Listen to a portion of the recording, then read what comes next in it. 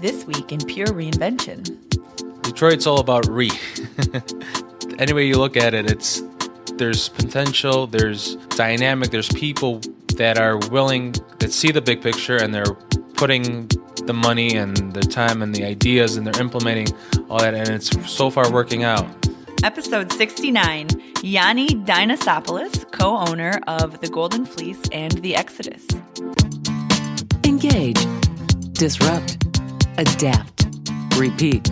You're listening to Pure Reinvention, the podcast for curious people. Welcome to this episode of Pure Reinvention, where we create space for the unexpected by inspiring a reinvention lifestyle. Misty, we have so much to talk about.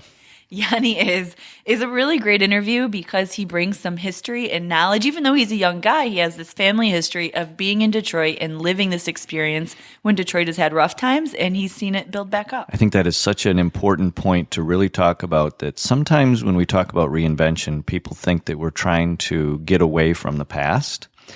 And quite honestly, what Yanni has reminded us of is the preservation of your historic value is your foundation for how you go forward. And you don't ignore that, you build upon that. Absolutely. Like he says, Detroit is all about redoing, regrowth, new growth. One of the real principles that Yanni has brought to the forefront, and I'm going to say it over and over and over again, is that the preservation of the historic value of where you've been is not to be dismissed. It's to be used as a foundation for how to go to the next level. And he's doing that. He is precisely living that. And he is running into all the normal challenges that one runs into when you try to move the needle up. And he gets it from the historic members of his family. He gets it from his employees, as everybody kind of wants to stay in their own space of where they are. Well, it's kind of the battle of tradition. It's hard. It is a hard balance to bring your historic foundation along while reinventing it, but it's critical if you want to stay relevant. And that's where I give Yanni a lot of credit, because he has this tremendous patience and he can continue to stay focused on it. And he knows what he wants. He knows that it's absolutely critical, not only for his business, but as you're going to hear in the podcast, he's actually taking his leadership and bringing it to the entire Greektown area. Well, let's hear it, and we'll talk to you on the other side of the interview. This episode of Pure Reinvention is sponsored by the Detroit Experience Factory, where they use interactive experiences and innovative resources to help newcomers and locals alike get more connected to the people, places, and projects in Detroit. What an exciting treat today. We're in Greektown with Yanni Dionisopoulos. Yanni, thank you for being here. Welcome. Thank you. Yanni, tell us a little bit of your background and what this business is that we're in right now. Well, you're at the Golden Fleece Restaurant in the heart of Greektown, the longest standing restaurant in Greektown. Family owned since 1970. I co-own it with my cousin Spiro Dionisopoulos now.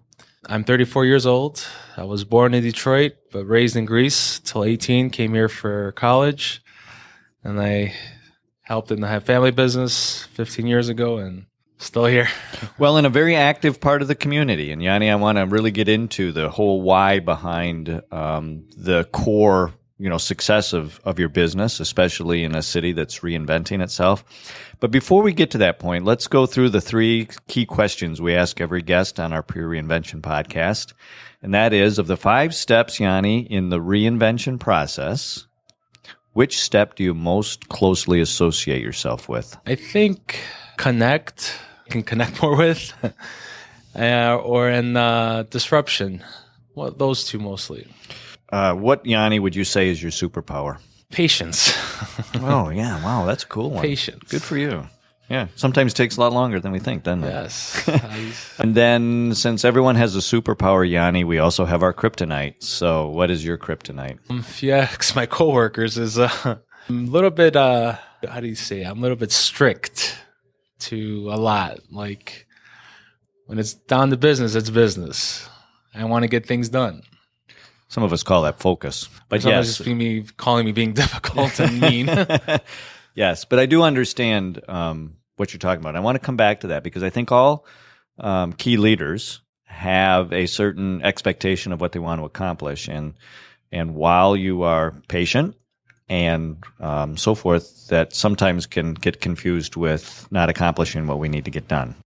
Before we got started on this podcast, Yanni, you began to share just how deeply involved in the community you are. Can you kind of quickly go through how deeply connected you are to this community? So I've been here 15 years, going on 16. There's a Greektown Preservation Society that's been here since 1903 when Greektown was first established. I used to go to meetings every other Thursday of the month. I used to just sit there patiently and listen. Sometimes I try to raise my hand and say an opinion, not often very heard. Since 2010, I believe, when I was elected vice president, I've been more involved in the decision-making of trying to keep Greektown Greek and preserve what we inherited from our family, from our parents, and to establish that Greektown is still a vibrant neighborhood district, historic district for that matter, the most secure and vivid neighborhood in downtown Detroit. And Detroit's been up and down all these decades, but Greektown's always been there. So that was the key. That was my inspiration, that I wanted to make sure that people know Greektown's still there, still alive, still good times, great restaurants, shops, tons of things to do. Offers a full package, no matter what the case might be around the city. Or I know there's a lot of competition, a lot of new districts being promoted on a daily basis. But Greektown's always been there, and I just want to make sure people have the full picture of the city of Detroit. Well, I think you're right, Yanni. I think there are people that are copying the success of Greektown. I think you have to be flattered by that emulation, sure. Even though it's new competition for you. They've begun to recognize that one of the core threads that has been keeping Detroit successful all these years, in spite of some of its challenges, have been areas like Greektown, which have consistently been strong pillars within the history of the city. So I want to go back, Yanni, to the identification that you felt you really closely associate yourself with disruption. Why did you say that? Growing up, I remember my father always saying, "Oh, it's busy. I have to go to the restaurant. It's busy. This, or it's going to be busy. Auto show busy." And then when we moved to Greece, he used to come. He used to leave every 3-4 months to go back to work because it's going to be busy and busy. And then in the early '90s, that kind of changed when Detroit and the whole changed, the whole downtown. When I came here in college in the early 2000s, I saw a little bit of a comeback compared to what I used to hear. And that kind of all went again down in the 2007-8 economy crisis. And then I see that coming back again in the last 2-3 years. So in my time, I've seen that as big as it might have been before, but I've seen that up and down throughout the last 15 years and being in Greektown in downtown Detroit. So that kind of I incorporate with my kind of like my personal life, where we have our ups and downs and we overcome our difficulties and the obstacles.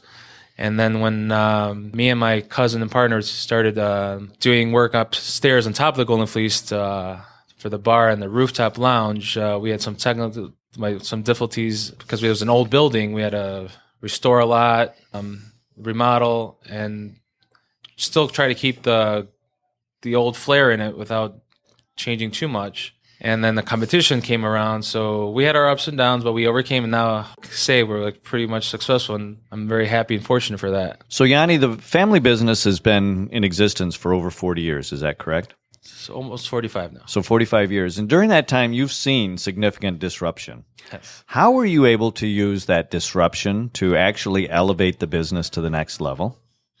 Where everybody else was like, oh, nothing we can do, it's how it is. I always had in the back of my mind, I just can't sit still. So there's always something you got to do. Being in an old building, I always wanted to update it and keep it always fresh with keeping the old classic style as well, not totally modernizing it.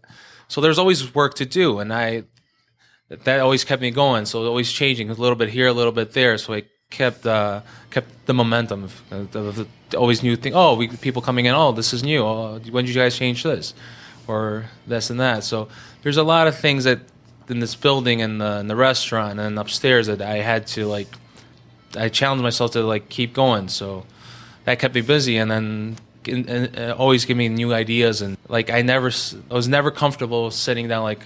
Even if it was busy or not busy, there's so much. There's still a what's next, isn't there? Always. And how did you find your employees would relate to that what's next? Employees, coworkers, family, everybody's well, it works. Why change it? Mm-hmm. My uncle and father always used to say, we didn't change anything. We did really well 30, 40 years, whatever it was. I go, yeah, times were different, but things have changed now. What worked for you doesn't necessarily mean it's going to work moving forward from now on. So that was the kind of challenge I had to deal with. Well, what's really interesting is when you think about in a very short period of time, we're in 2016 now. In the year 2025, it's been said that 75% of the economy will be propelled by the post-boomers. The group that you are now wanting to attract in to be a part of the next success of your establishment. And they have very different buying patterns than 30 years ago.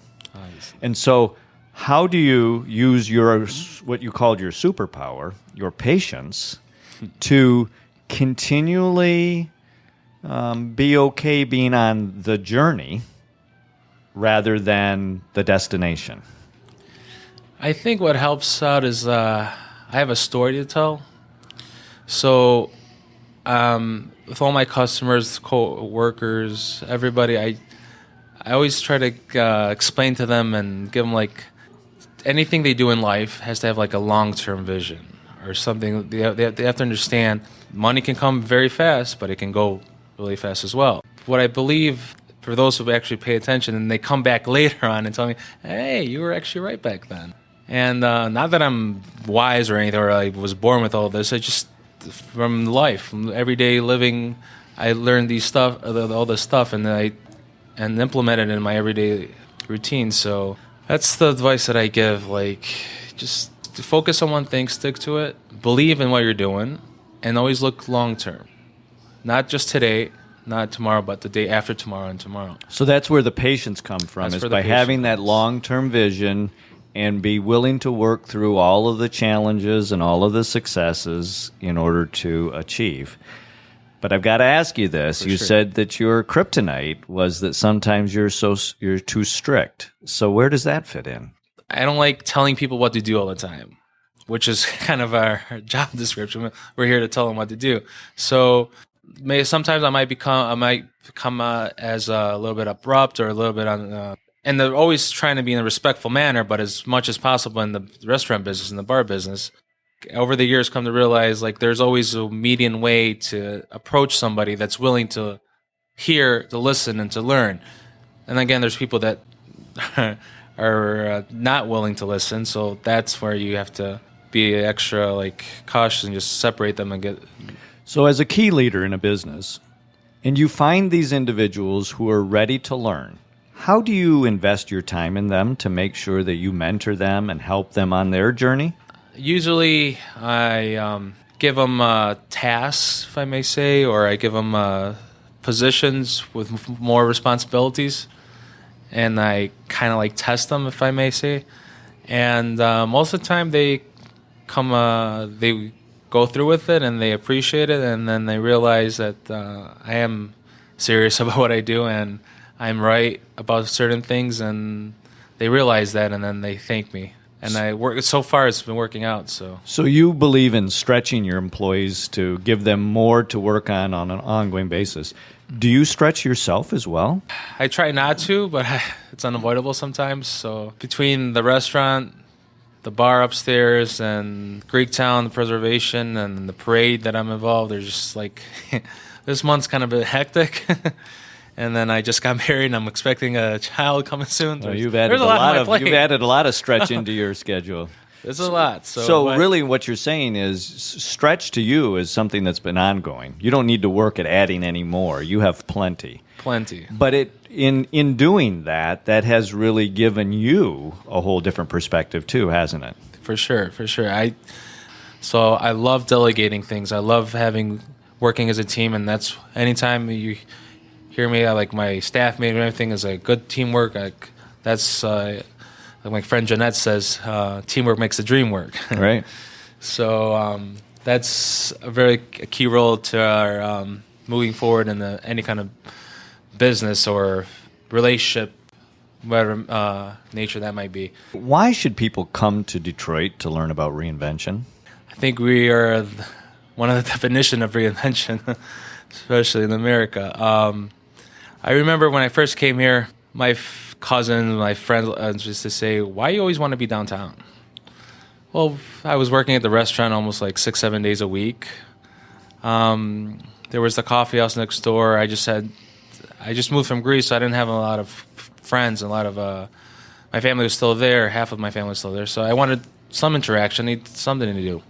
I just remember just being criticized all the time. And then 15 years later, now they're always down here. Like, oh, see?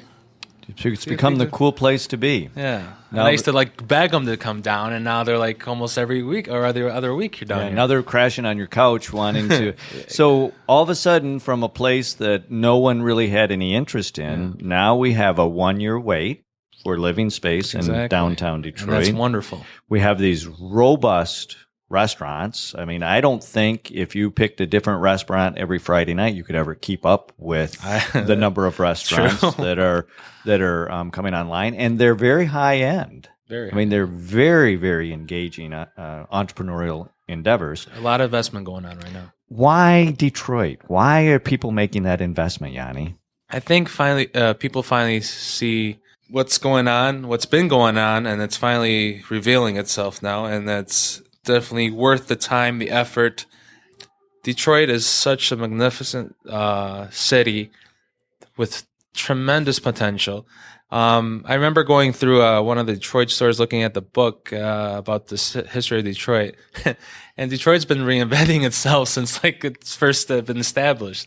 So as you see behind me, I have the map of Detroit from 1859. And it's kind of similar to today. So all these districts that you see in Detroit have been there forever, but now it's finally where they're being revamped, refurbished, and Detroit's all about Any way you look at it, there's potential, there's dynamic, there's people that are willing, that see the big picture, and they're putting the money and the time and the ideas, and they're implementing all that, and it's so far working out. And of course, there's a lot more to do, and people still say, well, yeah, it's going to take 20 years to become like a Chicago. Well, we're not looking to become a Chicago. We're Detroit. We've always been, and that's why we're aiming for to do something where people can come down and they have limitless choices of entertainment, shopping, dining, hotels, casinos, you name it. It's all here. It's all here. So, Yanni, one of the things that we hear a lot is with the world as busy as it is, and Saturday morning cartoons not on Saturday morning anymore, which means we have to have our content available 24/7, so that it fits with someone else's schedule, right? Because everybody's so busy. Now, you're one of those individuals who probably could be or are busier than most. What's your response to that? It's a good question. I deal with it on a daily basis. So the most common excuse I get it from the staff is like, oh, I was too busy, or it's busy, or I go, well, that's the point. That's what we're here for, to be busy. We're not here to just open the doors and just wait for people to come in. We're here expecting people to be here as much as possible. So we need to act like that, work like that, and expect that, and not like use that as an excuse. That's where I was referring to, like I might be a little bit strict or stay away from our families to come to work to obviously make money, but to have a good product to sell, promote, and and engage with our customers. And that's I think one of the success of Golden Fleece. We're a family-owned restaurant, and our customers know us by name, and they know they're going to come in and see either me or my partner or one of my family members, and they know that we're going to take care of them without expecting it, but they have that relationship with us. And there's a lot of new people that come in that haven't heard about us, and they still come in afterwards. And by reputation, everybody knows this place is busy. That's why they come. And so I find it very interesting that, sure, the easy way to say would be to let's slow this down, let's change the pace so we're more comfortable. But as a leader, we're actually forced to speed it up, amp it up, because busy is attractive to people. It is. And it's not an excuse. And anything we do, we're never too busy. You cannot. That's just an excuse. There's always time to do anything you want, that you want to, really want to. You can make it happen. Yanni, this has been a wonderful, wonderful podcast. I'm very, very envious of the success you have as a business owner in this downtown Detroit area. I think it's absolutely critical that we also, in recognizing the new investment that has been going on, that we also recognize the long-term investment that's been going on, and you and your family have been a vital part of that. Thank you so much for being here. Thank you. Appreciate it.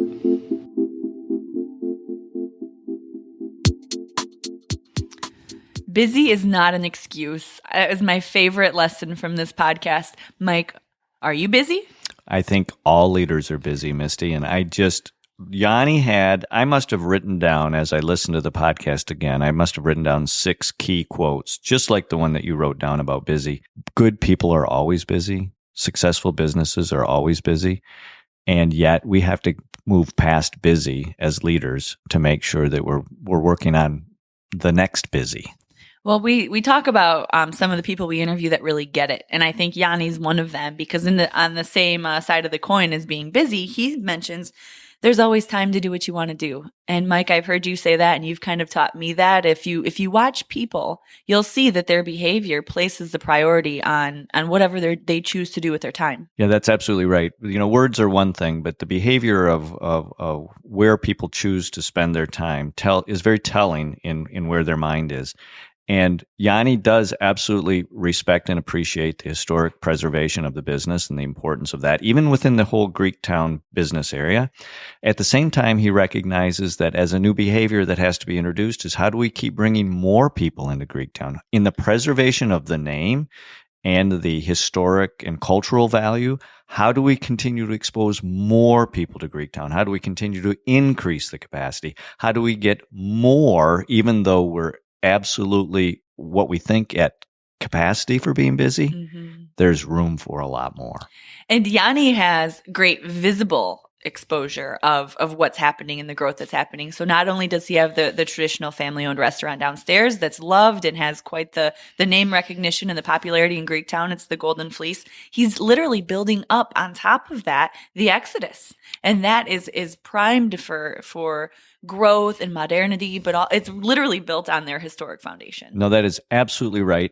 And it brings another demographic into the Greektown experience. Gianni has said this many times. People are copying Greektown.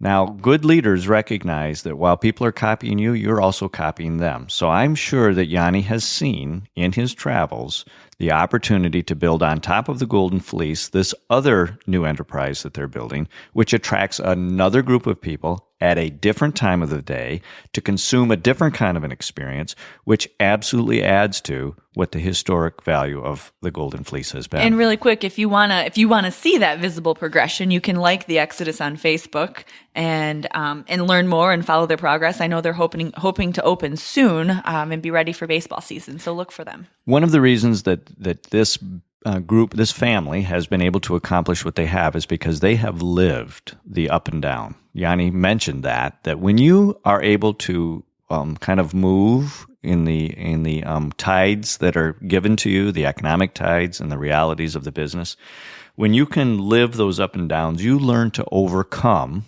and succeed, no matter what the weather. Because a lot of people, when the downs hurt and they feel so down, it's hard to think about, this is just part of the pendulum swing. It's just part of the process. Every business has it. And every key leader understands that it's just a matter of time before we work ourselves through that period of time, through that storm, so to speak.